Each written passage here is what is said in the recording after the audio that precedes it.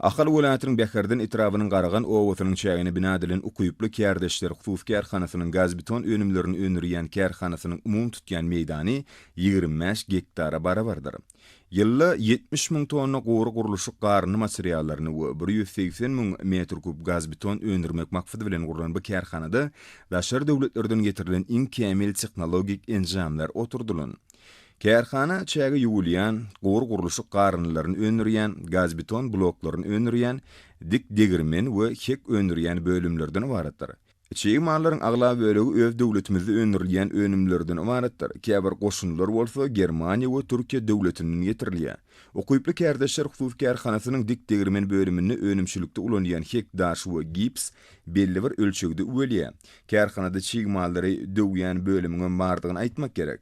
Kärhanada durly ölçeglerdäki gaz beton önümler önürilip, olar ýurdumyzda giň ýerimde ýaglandyrylan guruluşyk meýdançalaryna ýetirilýär ýetirilýär. Yer gelen aýtsak, bu kärhanada önürilýän guruluşyk önümleri Kazakystan, Özbegistan ýaly ýurtlarynda eksport edilýändigini gowunç bilen bellemek gerek.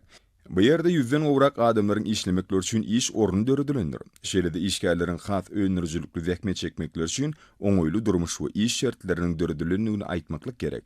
Kärhananyň agdy bir işgärleri şeýle kärhanada işlemäge, zähmet çekmäge uly mümkinçilikler döredýän üçin türkmen halkynyň milli lideri Gahrman Arkadamyzy we hormatly prezidentimiz Arkadagy Gahrman Ferdarymyzy alkyş sözlerini beýan edýärler.